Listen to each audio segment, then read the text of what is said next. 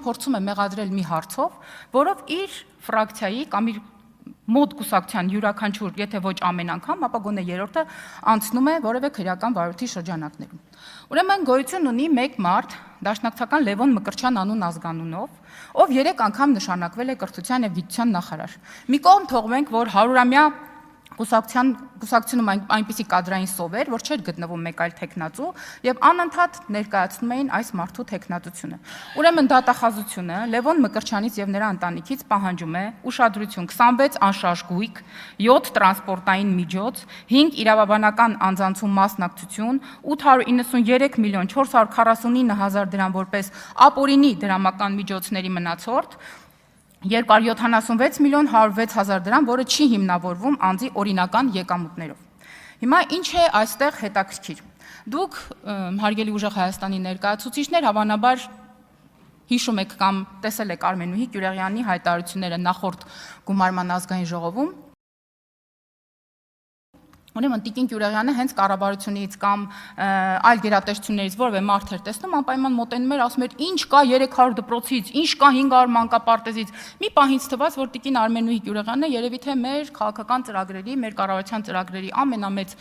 ջատագովն է եւ մեր ամենամեծ ֆանատը, մինչեւ քարոզարշավի ընթացքում չհայտնաբերվեց մի հետաքրքիր փաստ։ Բանից պարզվում է, հերթական դպրոցում, երբ որ մենք հիմնանորոգում ենք իրականացնում մարզերից մեկում, սպորտ դահլիճի հատակի տակից գտնվել են տրցակ քվեաթերթիկների, որը ըստ էության Ռոբերտ Քոչարյանի պաշտոնավարման ժամանակ ուղղակի տեղամասի աշխատակիցները թաքցրել են, թե ինչ տեղի կունենա այլ դպրոցների հիմքով, մենք դեռ չգիտենք, որտեղ մենք դեռ շարունակում ենք հիմնանորոգել եւ վերակառուցել մեր դպրոցները, ահա թե ինչով էր պայմանավորված Տիկին Կյուրեղյանի անհանգստությունը։ Բայց դե մենք մեր ծրագրերի տերն ենք եւ շարունակում ենք առաջ տանել։ Ինչ է ստացվում։ Այսինքն այն քաղաքական ուժերը, որոնք հայտնի են նորանկախ պատմության մեջ, անաստված թալանով, քաղաքական սպանություններով, ընտրակեղծիքներով, Հայաստանին Հանրապետությանը հասցրած միջազգային եւ տեղական հսկայական վնասներով, Հայաստանի Հանրապետությունում ընդհանուր առմամբ վերցրած բոլոր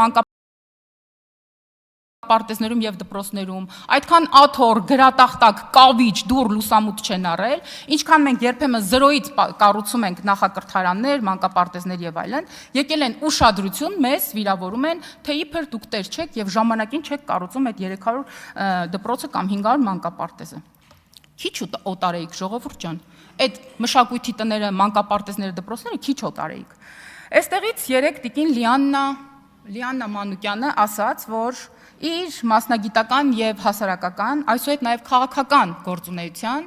մի մեծ մասն է կազմելու կանանց իրավունքների պաշտպանությունը, ինչը շատ խրախուսելի է, մենք շնորհակալ ենք ձեզ այդ նախաձեռնության եւ հայտարարության համար։ Ուղղակի մեկ դիտարկում։ Դուք երբևէ առիթ ունեցել եք լսելու ձեր շարքերը համալրած Էդգար Ղազարյանի հարցազրույցները։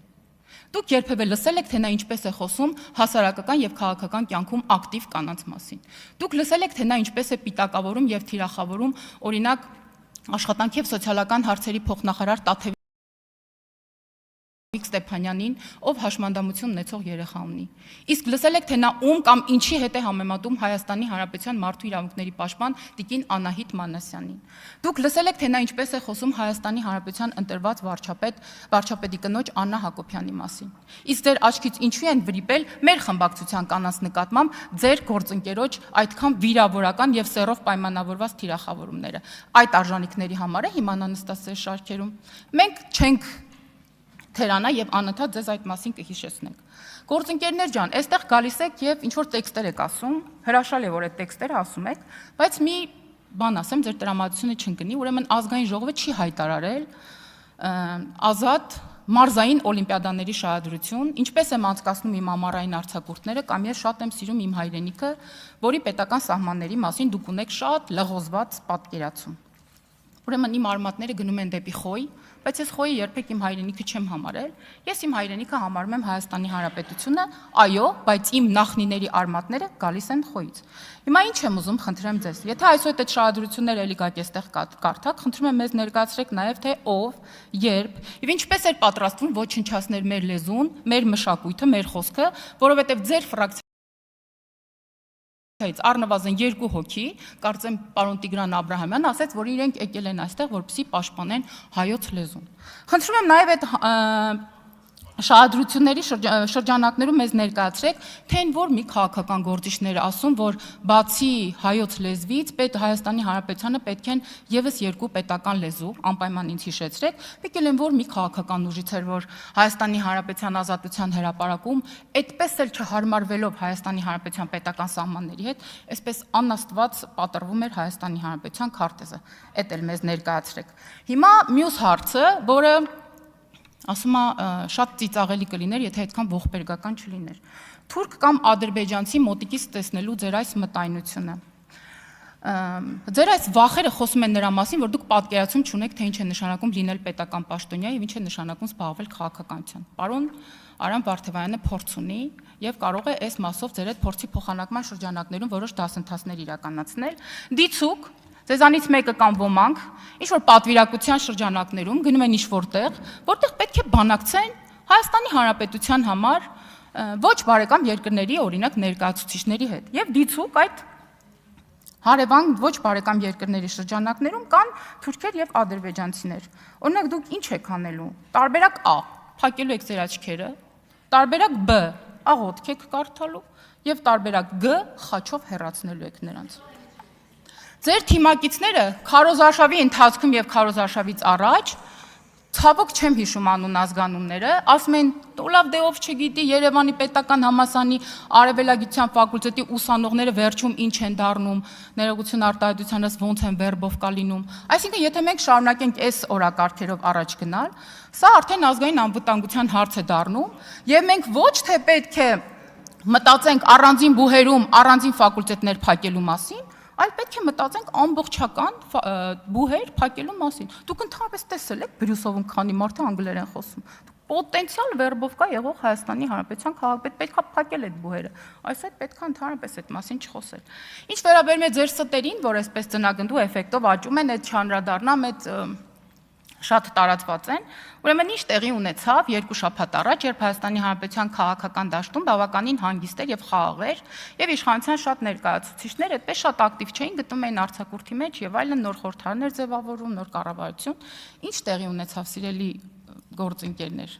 Ուրեմն ընդդիմությանը պատասխանում էր ընդդիմությունը, ու շատ հետաքրքիր էր պատասխանում, մասնավորապես պատասխանում էր ուժեղ Հայաստանի ներկայացուցիչների։ Ուրեմն նախկին Հանրապետական կուսակցության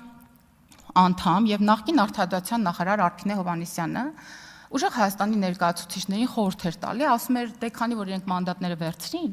ուրեմն ժամանակն է, որ իրենք նաեւ ազգային ժողովի ամբիոնից ասեն, որ Հայաստանի Հանրապետության կործանումը մի 5 տարով հետաձգվում է, որտեղ իրանք որոշել են դառնալ իշխանության մաս։ Մեկ այլ ռոպագանդիստ դարձյալ ընդդիմադիր շարքերից, անունը չեմ հիշում, ազգանունը Խաչատրյան։ Ինչ էր ասում։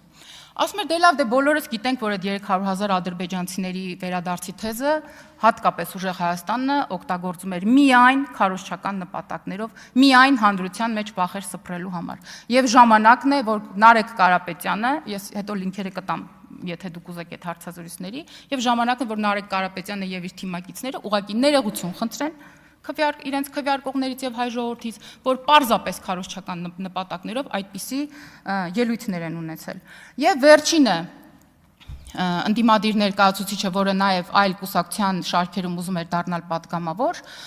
որը նաեւ մտավորականների